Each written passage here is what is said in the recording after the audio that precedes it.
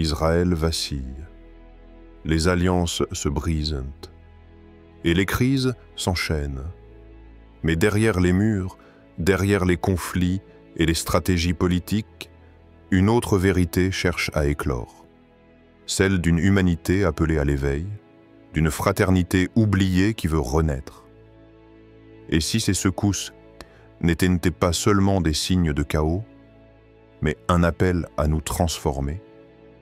Restez jusqu'au bout, car ce message pourrait changer votre regard sur ce qui se joue réellement. 1. Contexte tourmenté et cœur humain en quête de lumière. Nous vivons aujourd'hui une époque où les secousses politiques se répercutent jusque dans l'âme des peuples. Israël est en crise, une crise qui dépasse les murs du gouvernement ou les débats parlementaires. C'est une fissure plus profonde, presque spirituelle. La peur qui divise, la colère qui monte, les certitudes qui s'effondrent. Une nation en tension est souvent le reflet de ce que vit chaque cœur humain. Un champ de bataille entre l'espoir et le désespoir, entre la lumière et l'ombre. Quand un peuple s'est contraint à l'union, non pas par amour ou par choix, mais par nécessité ou par peur, il naît une atmosphère de méfiance, comme une maison bâtie sur des fondations fragiles. On la voit se dresser, solide en apparence, mais en dessous, les fissures se creusent. Israël aujourd'hui, dans son tumulte, porte en réalité le miroir de l'humanité entière. Une humanité qui cherche la stabilité, mais qui se perd dans ses contradictions. Pourtant, l'islam nous rappelle que derrière chaque chaos apparent se cache un appel divin. Allah dit dans son livre que c'est lui qui fait sortir la lumière des ténèbres. Et c'est peut-être là la clé. Ne pas s'arrêter au bruit du monde, mais écouter ce qui murmure dans le silence de l'âme. L'histoire inspirante de Hassan, souviens-toi de Hassan, ce voyageur solitaire, perdu après des jours de tempête dans le désert. Ses lèvres s'étaient nées sèches, ses pas incertains, et son cœur commençait à céder au désespoir. Mais dans la nuit obscure, ses yeux captèrent une lueur fragile, une étoile pâle, vacillante, mais toujours là. Beaucoup auraient détourné le regard, jugeant cette lumière trop faible pour être une direction. Mais Hassan, dans sa faiblesse, a choisi la confiance. Il marcha, pas après pas, suivant cette étoile comme on suit une promesse silencieuse. Ses jambes tremblaient, son esprit doutait, mais sa foi l'entraînait plus loin. Après de longues heures, au détour d'un plateau de sable, il découvrit une oasis, invisible à l'œil pressé, mais bien réelle. L'eau pure coulait, rafraîchissant son corps et apaisant son âme. Cette oasis devint pour lui plus qu'une délivrance physique. Elle était le signe qu'une lumière, même faible, pouvait mener à une source de vie. Hassan avait compris que parfois, les grandes lumières éblouissantes ne sont pas celles qui nous guident, mais bien les petites étincelles que seul un cœur attentif sait discerner. Méditation. Sur notre époque. Aujourd'hui, n'es-tu pas toi aussi comme Hassan? Perdu dans le désert de l'information, noyé par les discours des politiciens, écrasé par les nouvelles de crise, de guerre, de division. Chaque jour, des millions d'âmes cherchent une direction, mais la plupart lèvent les yeux et ne voient que le chaos. Et si, au lieu de chercher un phare aveuglant, tu apprenais à chercher cette petite étoile discrète qui persiste dans le ciel? Cette étoile peut être une parole douce que tu entends au détour d'une journée. Un rappel discret qui sème en toi un peu de foi, une prière chuchotée dans le silence de la nuit. Elle peut être aussi un geste simple, une main tendue, une larme sincère, une intention pure. Les étoiles invisibles ne sont pas faites pour impressionner, mais pour orienter ceux qui ont encore la patience de lever les yeux vers le ciel. Israël en crise n'est pas qu'un événement géopolitique.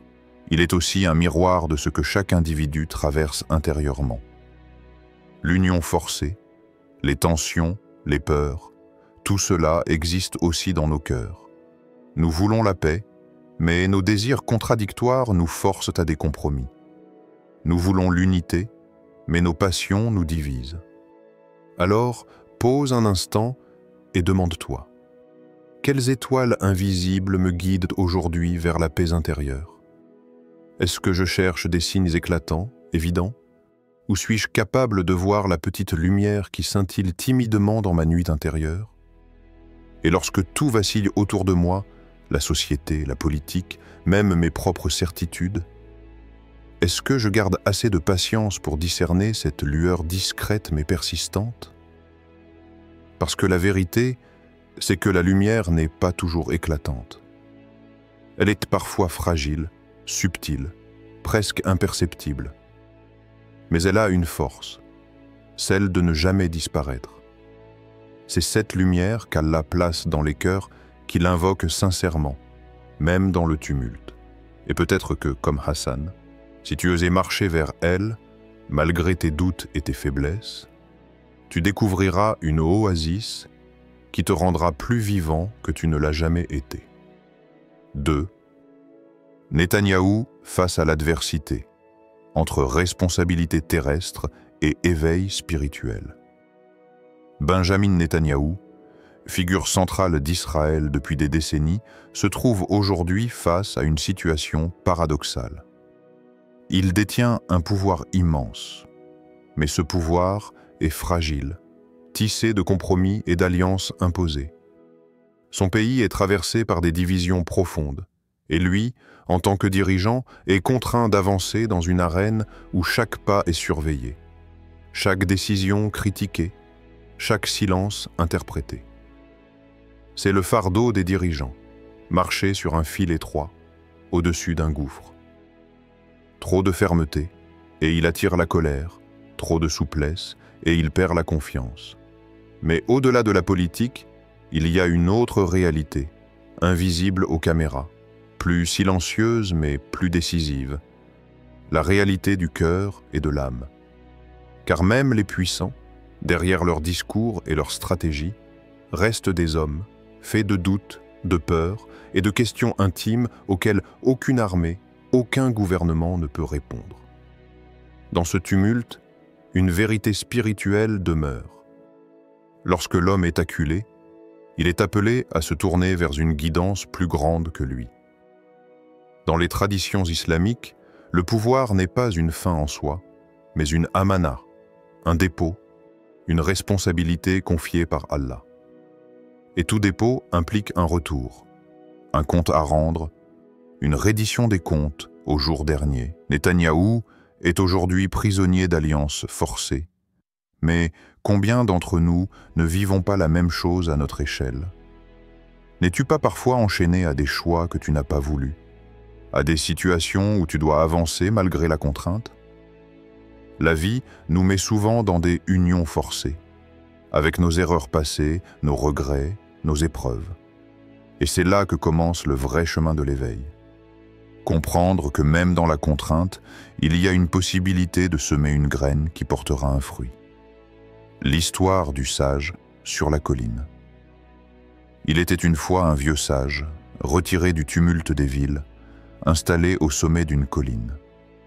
De là-haut, il voyait la vallée s'étendre à perte de vue, une vallée déchirée par les conflits, rongée par la jalousie et les luttes de pouvoir.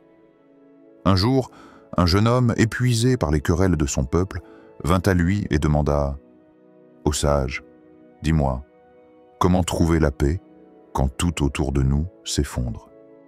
Comment garder l'espérance quand les dirigeants s'affrontent et que les familles se brisent ?» Le sage le regarda longuement, puis ramassa une petite graine qu'il tenait dans sa main ridée. « Prends cette graine, dit-il. Plante-la, même si tu sais que tu n'en verras peut-être pas les fruits de ton vivant. Car la paix véritable ne naît pas dans les grandes révolutions, mais dans l'intention pure et le don sincère. Ce qui importe n'est pas ce que tu récolteras, mais ce que tu auras semé. » Le jeune homme fut surpris. Comment une si petite graine pouvait-elle changer le destin d'une vallée entière? Mais il obéit. Il planta la graine, et même si les années passèrent sans qu'il en profite, un arbre finit par grandir. Ses racines s'enfoncèrent profondément, ses branches offrirent de l'ombre, et ses fruits nourrirent les générations futures. Le sage avait raison. La paix ne se mesure pas à la grandeur des discours ou à la force des armées, mais à la sincérité de chaque acte, aussi petit qu'il puisse paraître. Réflexion sur le pouvoir et la responsabilité. Netanyahou est aujourd'hui invité à faire face à une réalité semblable. Semer une graine, même dans un sol aride. La politique n'est pas un terrain fertile pour la paix. Elle est faite d'intérêts, de rivalités, de calculs. Mais même dans ce champ desséché, il est encore possible de planter quelque chose d'authentique. Et nous, simples spectateurs de cette scène mondiale, ne sommes pas exempts de cette leçon. Chacun de nous détient à sa mesure un espace de responsabilité. Toi aussi, tu as une graine à planter. Peut-être un mot de réconciliation au sein de ta famille, peut-être un acte de générosité dans le secret, peut-être une prière sincère dans le silence de la nuit. Ces gestes semblent insignifiants aux yeux du monde, mais dans la balance d'Allah, ils peuvent être plus lourds que les décisions d'un dirigeant. Le prophète Mohammed, paix et bénédictions soient sur lui, a enseigné que si l'heure venait à arriver et que l'un de vous tenait une graine de palmier dans sa main, il devait la planter. Car l'acte de semer, même dans la certitude d'un monde qui s'effondre, est une forme de foi, une preuve de confiance en Allah. Alors pose-toi cette question. Face à l'union politique imposée, Netanyahou ou chacun d'entre nous peut-il planter sa graine de justice, d'équité, de compassion? Es-tu prête à agir pour un bien plus grand que toi, même si tu n'en vois pas les fruits immédiatement? Es-tu capable de poser un geste sincère, une prière silencieuse, une action de miséricorde, même si personne ne l'applaudit? La vraie paix ne commence pas dans les parlements, ni sur les champs de bataille. Elle commence dans les cœurs capables de semer, sans attendre de récolte. Elle commence chez celui qui croit que chaque acte juste, aussi petit soit-il, s'inscrit dans une continuité plus vaste, une histoire qui le dépasse. Et toi, dans ta vie, quelle graine es-tu prêt à planter aujourd'hui? 3. L'ombre du Mahdi, espérance spirituelle au cœur des épreuves. Dans les traditions prophétiques, il est dit qu'au moment où le monde semblera sombrer dans l'injustice et le chaos, une lumière se lèvera. Cette lumière ne sera pas seulement politique ou militaire, mais avant tout spirituelle.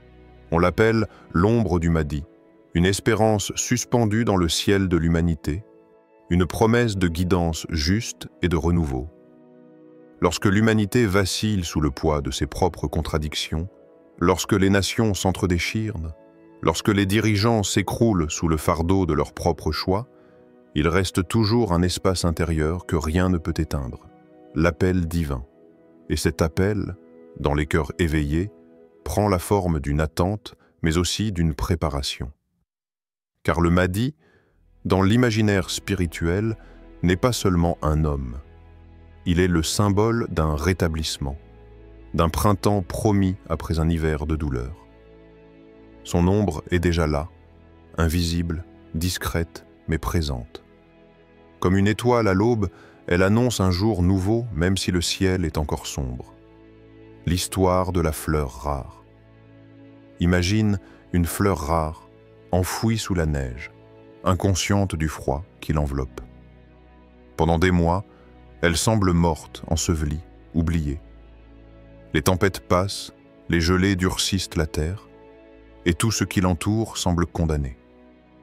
Mais au cœur de cette fleur sommeille une force que rien ne peut écraser, la vie. Puis vient le printemps.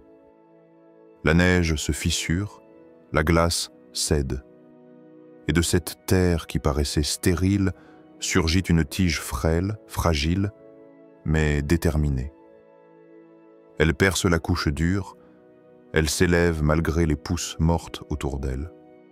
Et soudain, elle s'épanouit, déployant ses pétales colorés, annonçant que la mort n'était qu'un passage, et que la vie, toujours, finit par triompher.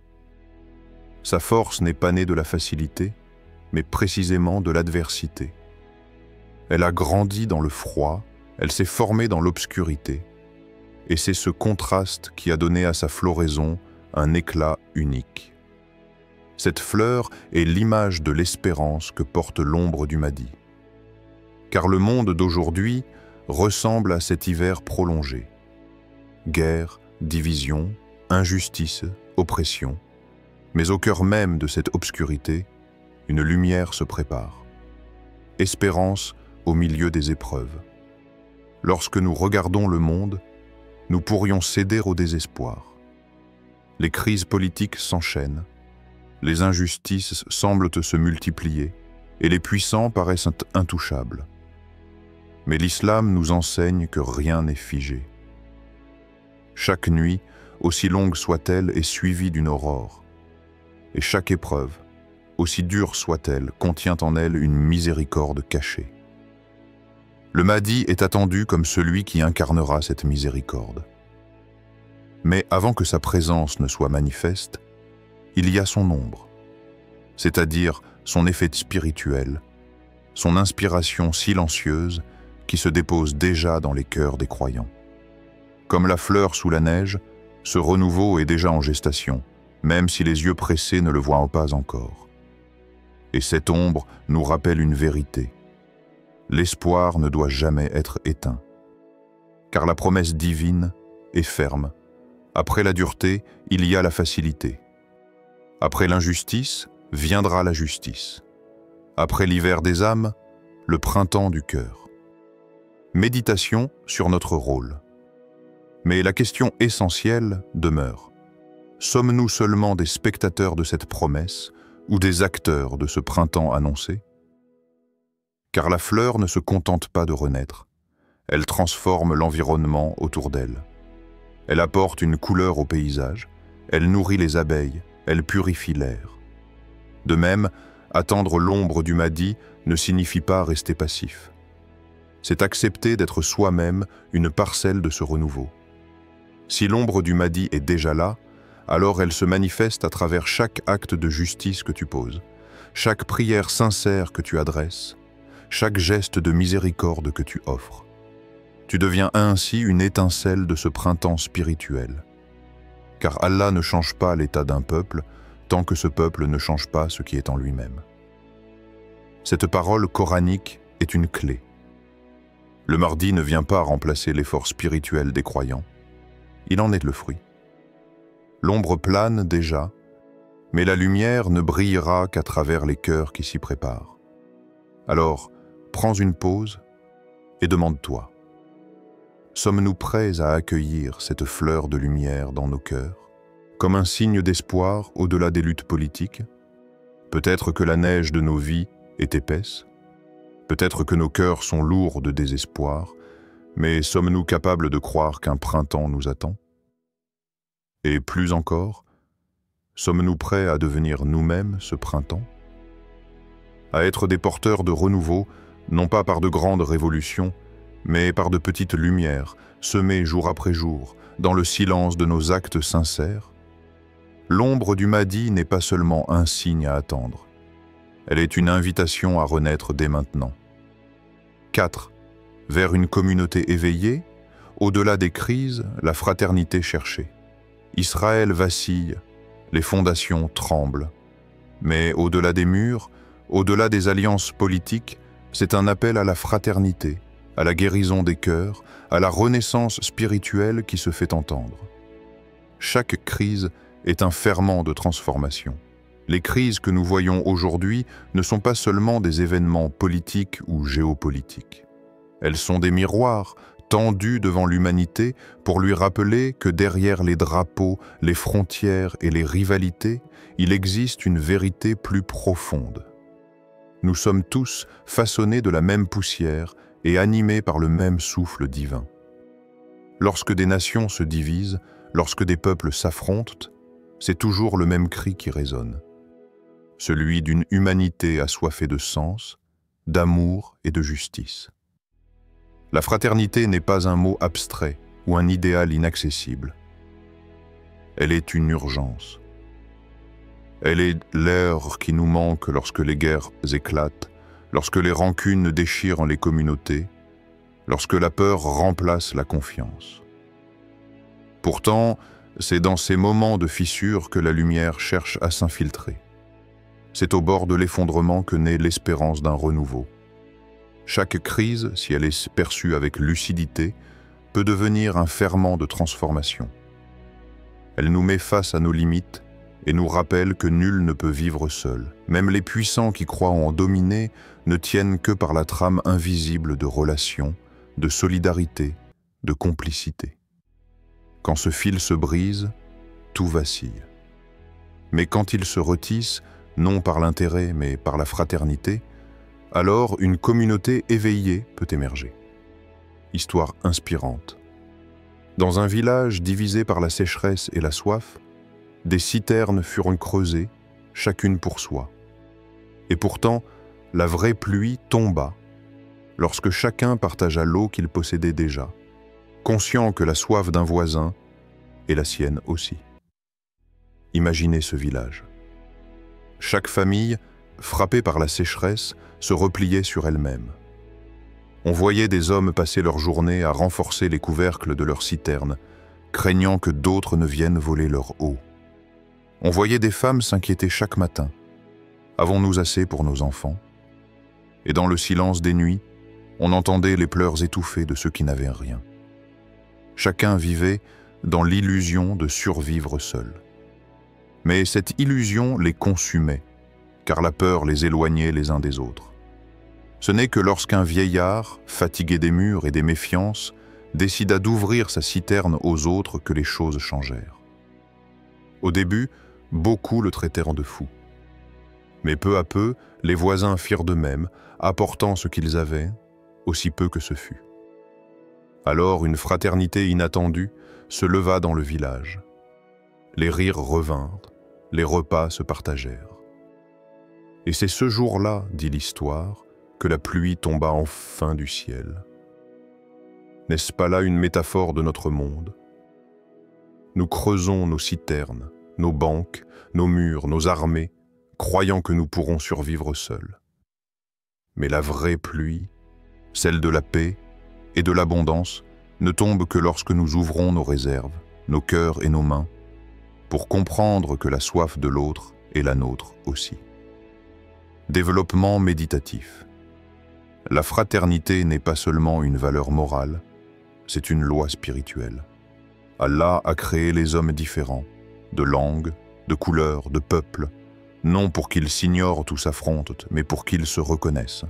Reconnaître, ce n'est pas seulement voir l'autre, c'est se voir soi-même en lui.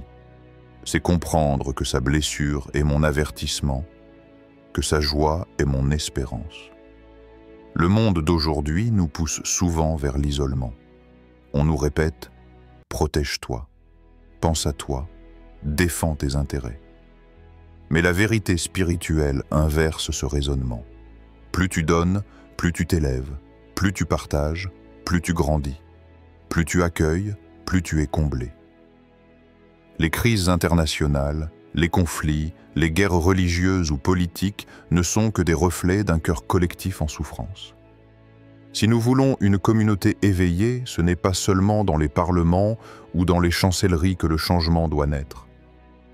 Il commence dans le silence de ton cœur, quand tu décides de voir dans ton frère autre chose qu'un rival ou un étranger.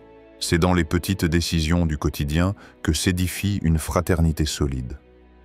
Écouter au lieu de juger, partager au lieu d'accumuler, tendre la main au lieu de détourner le regard. Question méditative de clôture.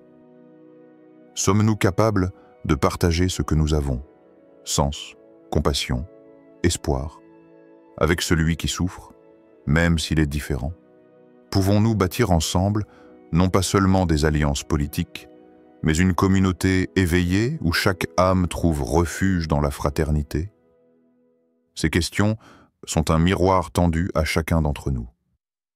Car une communauté éveillée ne se bâtit pas sur des discours ou des slogans. Elle se bâtit dans le secret des âmes, là où chacun décide de déposer sa peur et de choisir la confiance. Sommes-nous prêts à voir, dans la souffrance d'un peuple, l'écho de notre propre fragilité? Sommes-nous prêts à comprendre que les murs que nous construisons pour nous protéger deviennent aussi nos prisons? Sommes-nous prêts à dépasser la logique de l'intérêt pour entrer dans celle du don? La fraternité est un chemin exigeant. Elle demande de l'humilité, de la patience et une vision claire.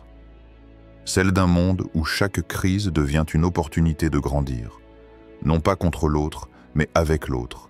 Chaque crise n'est pas seulement une douleur, mais une graine de transformation, de fraternité et d'espérance. Nous pouvons choisir de rester prisonniers des divisions, ou bien décider de bâtir une communauté éveillée, où chaque âme trouve refuge dans la lumière du partage et de la compassion. La question est là, pour toi, pour moi, pour chacun de nous. Serons-nous les artisans de cette fraternité nouvelle, ou resterons-nous spectateurs d'un monde qui s'effondre ?